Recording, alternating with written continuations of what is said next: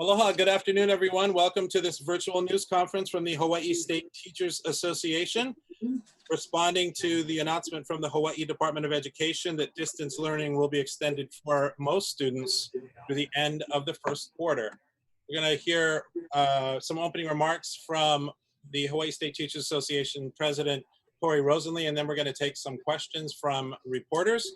This is being broadcast and streamed live on Hawaii State Teachers Association's Facebook page, as well as our YouTube channel. So anybody who misses out live, you can tell them they can catch it later whenever they want. It will be archived on both of those channels.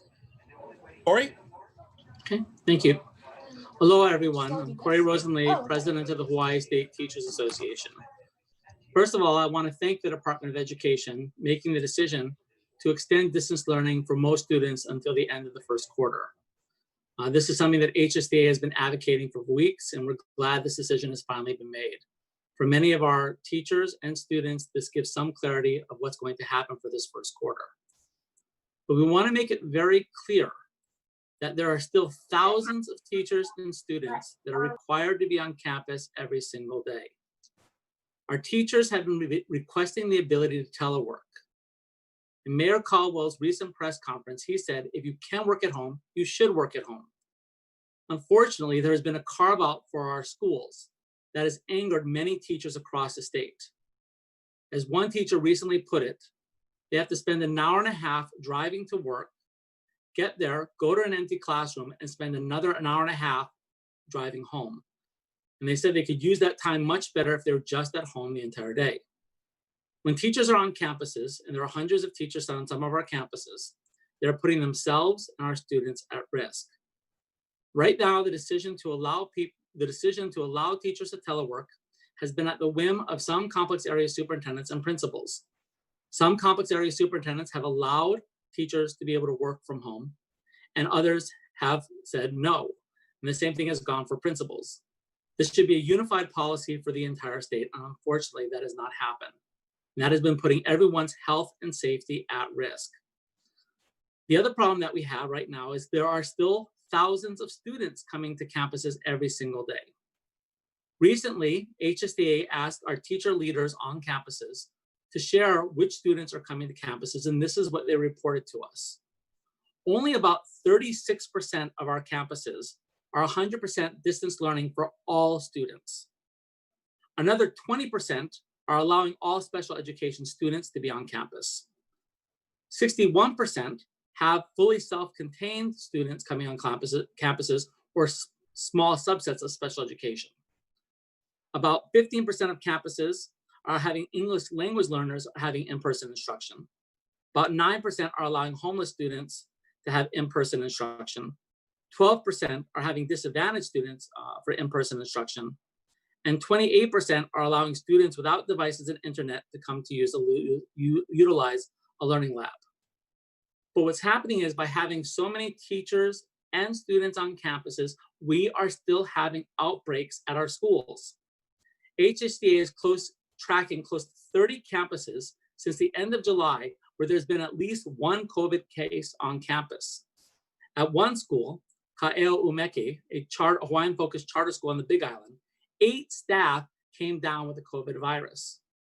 That is why HSTA has been advocating that it should be a 100% distance learning for all students across the state, and that our teachers should have the option of being able to telework. The next criteria that we have to have a conversation about is what's going to happen in quarter 2. Right now, there is no evidence across the entire country that a major school system was able to open successfully. In school systems in similar size to Hawaii that have tried to open, they've only met disastrous results. In places like Georgia and Mississippi, as soon as they opened, there was an outbreak of cases. In Georgia alone, over 2,000 people had to be quarantined. This conversation needs to occur so that, again, our teachers and our students can start planning. So with that, again, I want to reiterate that HSTA's position is that we should have 100% distance learning for all students, and our teachers should be able to telework. This is going to make sure that we maintain a safe and healthy environment for everyone. And with that, I'll take some questions. So reporters, go ahead and put your name in the chat and we'll call on you and ask you to unmute and ask your questions of Corey. Thanks very much.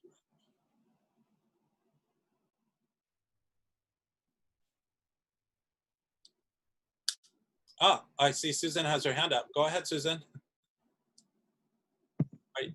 Thank you, Corey. Yeah, you mentioned the charter school Ka'umeke and their 8 staff members.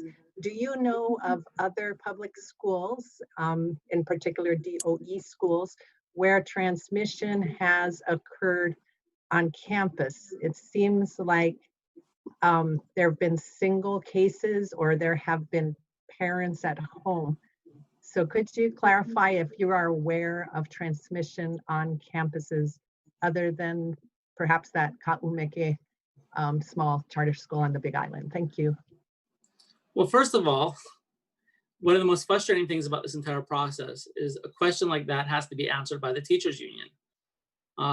There have been cases on campuses where we know there are students on campuses as well. And so the tracking part, it shouldn't be left up to the teachers union. We've been trying to do this to make sure that we keep track of what's been happening. But I'd have to go back and look specifically at what's been shared at each of these campuses so that we have not gotten that information.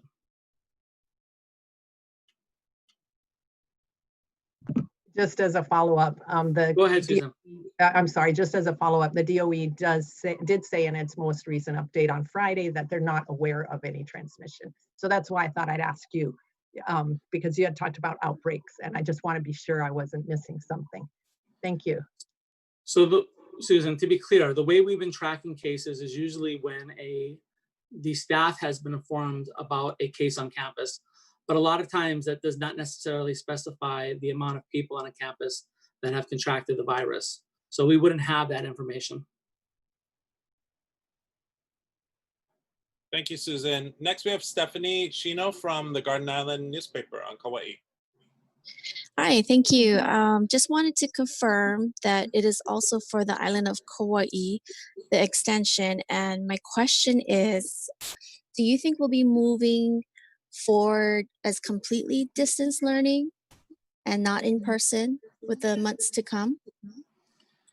HSTA's position is that we should be 100% distance learning for all students. That has not been the DOE's position right now.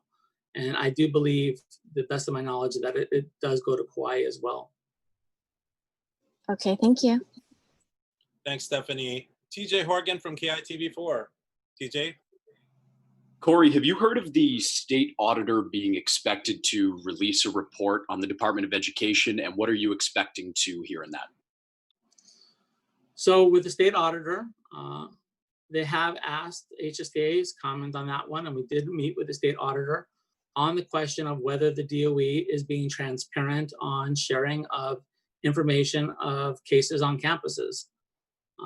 One of the things that HSTA has always felt is, if we're going to make a decision about whether our campuses are safe for our students and for our teachers and our students, it should be very clear tracking about whether, when we open schools, whether it's safe.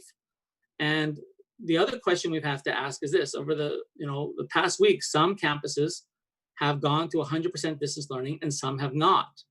So are the ones where they are having students and teachers on campuses, are they having cases on campus? And if they are, that knowledge should be shared, because then that would help make policy decisions. And unfortunately, that is not being shared right now.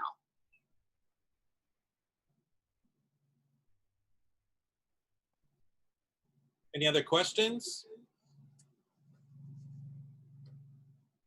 Siobhan from Civil Beat. Hi, Siobhan. Hello. Corey, just wanted to clarify that the percentages you just gave us is statewide among all the DOE schools, the ones that, and did you get those percentages from the DOE itself? No, that is statewide. That is public and charter school. And that is from our teacher leaders on campuses that have been reporting back to us. So we have surveyed them to try to find out, what it basically shows is, it's the inconsistency among the state, whether teachers can telework, it's inconsistency among what students can be on campuses. And again, from that, then the question is with that inconsistency, is there any data being kept about, when teachers or students are being on campuses, is that leading to an increase of cases? So are those percentages cumulative of all of the DOE and charter schools? So like the 293 total? Yes, so that would Or be, are we you got responses from about half of our schools. So we feel like this is a good sampling of what's going out there, that it can be multiple groups on the campus, and it's not just, just one or two students here or there. We've gotten reports. So if I can share, Siobhan, I've seen personally pictures of 30 students in a library, and that has deep concerns. I've seen pictures of, students in a library without their masks on, and that creates fear. I've heard from numerous special education teachers that there may be 15 to 20 people in a confined space, and these fully self-contained special education teachers have shared their deep concern about being put into this unhealthy situation. And they've been asking, why are we being treated differently than everyone else? And they have shared that with me, and that is a deep concern that HSTA has. Okay, thanks for clarifying that. Just one more follow-up question, if I may. Go ahead, Siobhan. Have you gotten any read on the number of telework denials that teachers have received from their schools? And just tacking onto that real quickly, has HSTA gotten any read on the data coming back from the exemption request for the 3-foot distancing spacing issue? Because I believe there was that committee that consists of HSTA reps and DOE reps. So any data coming back from that yet? Thanks. Okay, so I'm sorry, Siobhan, the first question you asked about was, I'm sorry, could you ask that question? Telework denials. So we have put out something recently to our members. We are trying to track it down from the information we received back from teachers. We can definitely tell there is a trend by complex area that we've seen that in some complex areas, teachers are going to get the ability to do telework. And in some complex areas, this is being denied. So we have sent out something to our members trying to get this information, trying to get this evidence to show this disparity that is occurring on. For the 3-foot question, since it's for most classes, are going distance learning, this is not as big of a problem. As I said before, though, the concern that we have is these fully self-contained classrooms where you have many people that are definitely not maintaining a 3-foot distance.